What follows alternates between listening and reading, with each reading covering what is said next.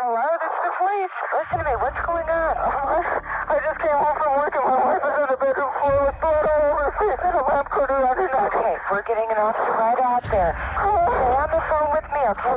I just got home from work when there was a knock. Opened the door, he grabbed the blow dryer, and he tried to wrap the cord around my neck. I kept kicking and fighting.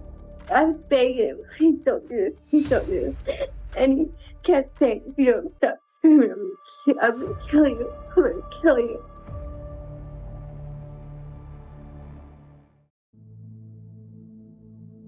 In 1985, Cathy Mills, a 15-year-old girl, resided in the picturesque city of Tucson, Arizona, with her mother and her 10-month-old son, Andrew. Cathy was a nurturing mother, determined to provide a joyful life for her child. Consequently, she was actively seeking a life partner. Soon, she encountered Robert Lee Walden, a 22-year-old man serving in the U.S. Air Force, who lived in the apartment next to hers. They quickly developed a rapport, which blossomed into a romantic relationship. However, Cathy's mother disapproved of their relationship and urged Cathy to distance herself from Robert. Despite her mother's objections, Cathy continued to see Robert secretly, and after 6 months, they decided to marry. In 1986, Cathy and Robert tied the knot, even though Cathy's mother remained opposed to their union. None of Cathy's family members attended the wedding. Despite this, Cathy was content, believing that her dream of raising her child in a happy environment was about to come true. Little did she know that her life was about to take a dark turn. Just 2 days after their wedding, Cathy began to see a different side of Robert. One day, as she was getting ready for work, Robert criticized her makeup, calling her ugly. When Cathy defended herself, Robert reacted violently, punching her in the face. This was a shocking moment for Cathy, who had only known Robert as a kind and simple man. Robert's behavior worsened over time. He physically and sexually abused Cathy, but she chose to stay with him, perhaps out of love or for reasons unknown to us. In 1987, while Cathy was nursing her second child, Robert lost his temper again. He wanted to take the children to visit his cousin, but Cathy asked him to wait until she finished breastfeeding. Enraged, Robert assaulted Cathy, not caring that she was holding their baby. Cathy's injuries were severe this time. Her jaw was broken. She pleaded with Robert to take her to the hospital, but he warned her not to reveal the truth about her injuries, threatening to take the children away if she did. He told me that I better not tell them what happened or they were going to take the kids away. People will say, well, why didn't you, leave then or whatever? It's not that easy. After several days, Cathy began to notice that Robert was coming home with suspicious injuries. There were scratches on his hands and neck. Cathy had no idea about this, but these were from his victims who were fighting for their lives. She had a feeling that something was wrong, but she never thought that her husband could kill someone. As I mentioned earlier, Robert used to work in the U.S. Air Force, but he was discharged for writing bad checks. He then started working in pest control, where he would visit other people's houses to check for termites and the like. This is when his reign of horror began.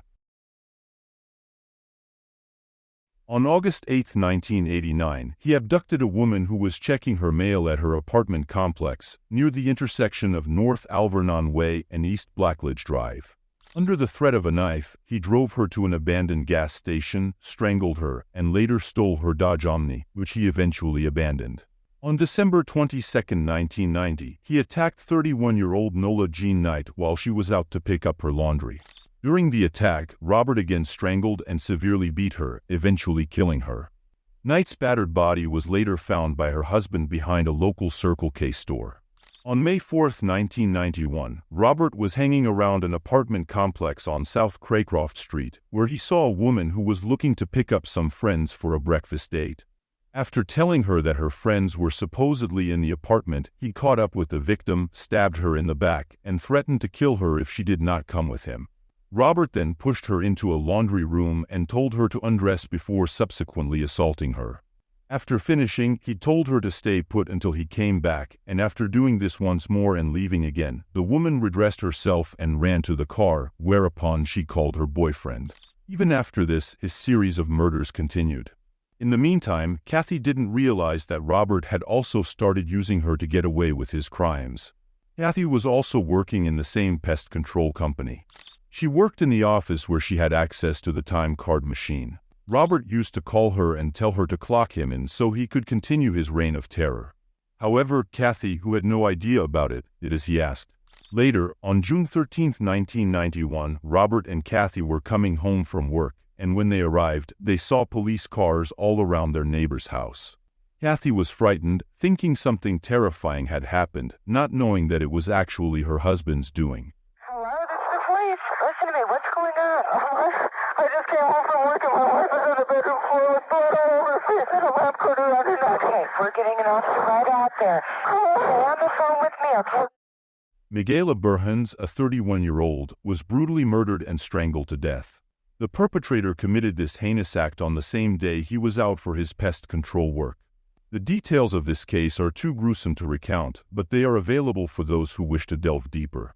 One day, Cathy walked into a laundry store and noticed a poster of a man on the board. The man in the poster bore a striking resemblance to her husband, which left her in shock. She quickly collected her laundry and rushed to work, where she called the police, informing them that she recognized the man in the poster. The police responded, assuring her that someone would contact her for more information. Cathy insisted that they arrest him immediately, fearing that if Robert discovered she had called the police, she might end up being his next victim. She provided her address to the police before returning home. She spent the entire night waiting for the call from the police, but it never came. The next morning, she woke up to the sight of police officers entering her house and arresting Robert. Robert, being placed under arrest, and we're going to create a change for life instead for the conviction car. What's this concern? We'll be glad to let you know as soon as we put you in the car. It was a moment of relief for her. Following his arrest, the police matched his fingerprints to those found at various crime scenes. Despite the evidence, Robert denied any knowledge of the crimes. The police then searched his house and discovered a stash of weapons under his recliner, all of which had been used in his crimes. You tell me how we found your fingerprints at two different scenes, one a murder scene. You tell me how we have your fingerprints at that scene. I don't know. You guys are the experts. You tell me, because I wasn't there. After this discovery, he was brought to trial for a 1989 sexual assault. He was quickly convicted, but his sentencing was postponed due to other pending trials. Once these trials commenced, he was sentenced to death for the murder of Michaela Burhans and given 5 life terms for his other crimes. As of today, he remains on death row in Arizona. He has repeatedly filed appeals to his sentence, arguing that he should have been tried separately for each of the crimes he was accused of. However, his appeals have been consistently rejected by the court. Bob Alden is a monster that is hurting people, that needs to be punished for what he has done. What are your thoughts on this case? Please comment below. Subscribe to our channel for more videos like this, and let us know if there's a specific case you'd like us to cover.